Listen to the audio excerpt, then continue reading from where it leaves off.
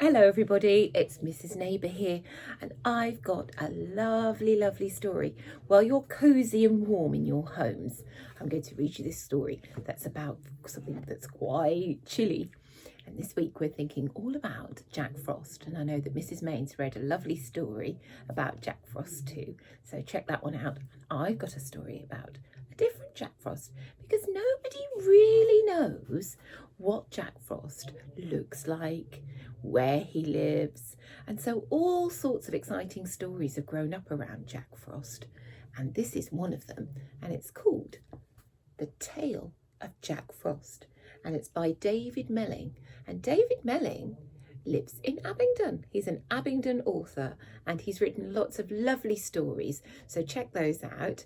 I think he wrote The Kiss That Missed and Hugless Douglas, and he also wrote, as I say, this beautiful story, The Tale of Jack Frost. And he's a very different Jack to the Jack in the story that Mrs. Main read to you.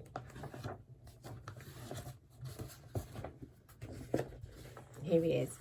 And look at those colours on the pictures, because we're thinking this week as well about cold colours and the kind of colours that make you feel really chilly. It shows it's chilly and cold outside. Have a little look. It was a crisp and frosty morning. Woodward and Waffle were out collecting snow beetles when they found a boy. What he's doing there? A real boy, asleep in the snow. They hopped around in circles. What to do? What to do? They squeaked. Yes, what are they going to do about that? Let me see if I can move around a little bit. There we are. There's the enchanted forest, can you see?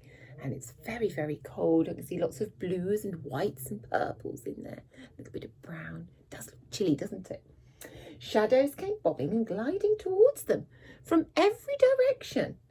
Unicorns and woodhoppers and beazles appeared, and owls and magpies and skitlets dropped from bending branches. Funny-looking creatures peered around each other, and even the trees shuffled forwards for a better look. Look, there he is, right in the middle of the woods. I've seen one before. A sleeping boy, a real boy. What's he going to do about that?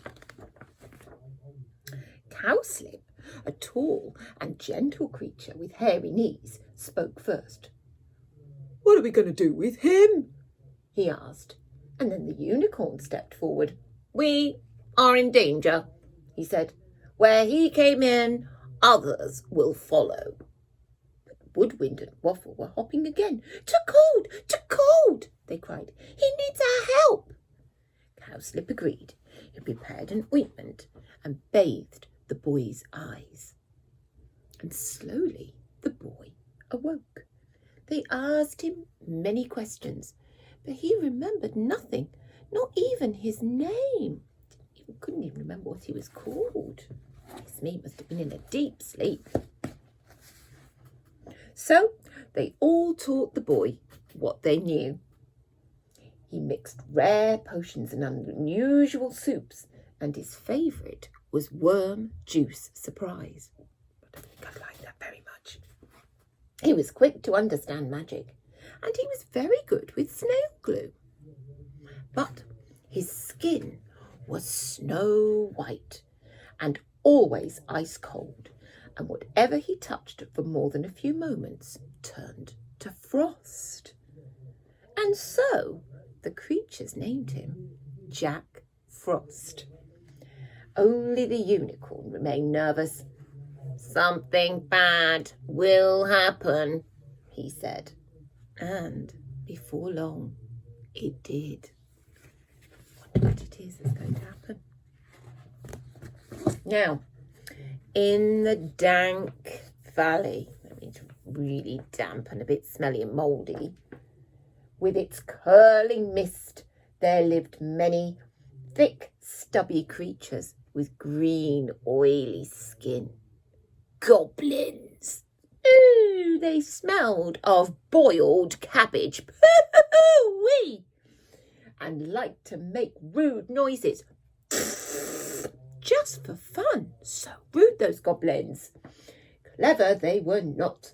When they heard that Jack Frost, a real boy, had been shown the magic of the enchanted forest, they were furious. Goblins believed that magic should be theirs. Now, the forest was open, and this was their chance. They're going to get in there and get all of that magic. Look at them all ready to go. Smelling of boiled cabbage. I like cabbage, but the smell of it lingers a bit. That night, Jack Frost was playing with a friendly pack of Bing Bong Bandy Legs. Oh, yeah, there they are, look. These were large animals, but they scared very easily. Indeed, at the first sign of trouble, they would roll onto their backs and pretend to be asleep. So when a goblin stumbled across Jack Frost with a bunch of snoring creatures, he stuffed Jack Frost into his sack and scurried off back to the goblin's lair. Means where the goblins lived. Oh no! Jack Frost has been kidnapped out of the enchanted forest and he's gone back to the goblin's lair. And what are they going to do with him? I hope they're not going to hurt him or make him eat boiled cabbage if he doesn't like it. Now, King Gobbledygook, I think he's probably king of the goblins, King Gobbledygook, plucked Jack from the sack. He was surrounded by cabbage-smelling goblins. Hello, said Jack bravely and touched the royal dimply nose. Oh! Screeched the king. He's freezing. We want the magic. We want the magic, roared the goblins. Oi!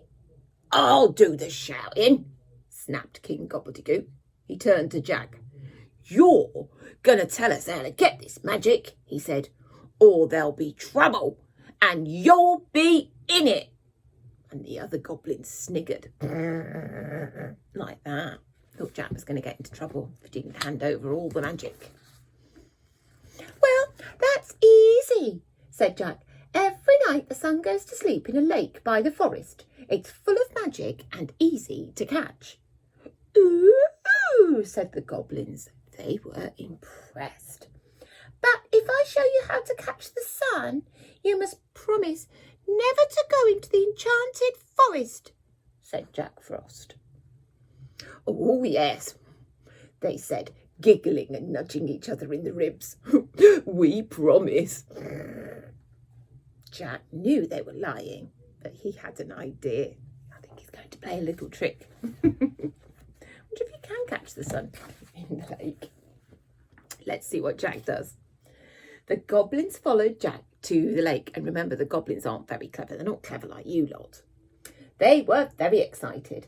First, you must make a circle around the lake, said Jack. Now look into the lake and tell me what you see. The goblins stared. Nothing. Then a small goblin who had medals for thinking sprang to his feet. Water! He shouted. No, said Jack and pointed to the reflection of the moon. Remember, the moon's in the sky and it's the reflection of the moon in the water. Look, there's the sun. He's pretending the sun is in the water. We know it's just a reflection of the moon. Those silly goblins don't understand clever things like that, like you lot do. He dipped his finger into the lake, and with wide eyes, the goblins gulped as a thin film of frost crept and crackled and glistened over the lake. Oh, he's frozen all the lake. He's got magic in his fingers. And in a moment, it had turned to ice. And there it is, and they're looking at it. Looking at the ice in the water, but they think that it's the sun. We know it's just ice in the water, don't we?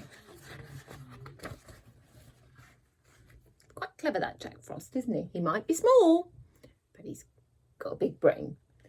Well, the goblins were delighted. They lifted the frozen sun and ran off. And do you know, they didn't even say thank you. But look at the top. It starts out a really, really big circle. and it's getting smaller and smaller. I wonder why that is. I bet you know why, don't you? Yes, it's melting. By the time they reached the stone tower, the ice had melted and the sun had gone. All they had were wet, drippy hands. "We've been tricked," said King Gobbledygook, and with screams of rage, they raced back to Jack. Off they go. They're really cross about that. Jack had been making magic ice puddles with snail glue when he heard angry, slippy noises. Squeak! Dunk! Oh dear, what's happened to all the goblins? They've all got frozen. As soon as the goblins touched the ice puddles, they froze, and within moments there were frozen goblins everywhere. Jack skipped to the ice statues and gave them a frosty sunflower. "Here you are," he laughed. "This is your sun. These sunflowers will warm you up and set you free. And this is the only magic you're going to see tonight." The goblins could only stare with stiff grins and chattering teeth. They're like little goblin statues, aren't they? Dear, they're all stuck. Serves them right. Should be going into the magic forest, should they? Woodwind and Waffle rushed to meet Jack. "No more goblins, no more goblins," they sang. "We must celebrate at once," said the unicorn, who could see how brave Jack had been, and everyone cheered with delight. "Hooray!" And all night there was music, magic, and worm juice surprise. Still not sure about that worm juice, are you? Think of something else, I think, if I was going there. And Jack was so happy. He tingled all over. He could feel himself getting lighter and lighter. And then, you can see in the picture, he started to grow some wings. And he found he was flying. Jack never did remember his past, but at last he knew where he belonged. And the goblins, well, they're still looking for the magic, and they're still grumpy, and they probably still smell of boiled cabbage. But that's goblins for you. So there's Jack Frost. Sometimes, on cold winter nights, you may see swirling shapes of ice on your windows, or frosty ice puddles in your garden. Yes, Jack Frost likes to visit places outside the enchanted forest, and he always leaves little spells of magic to protect you from the smell of boiled cabbage. And there's Jack Frost in this story. Isn't that a lovely story? The Tale of Jack Frost. Very different sort of story to the one that Mrs. Mayne read, but about the same character.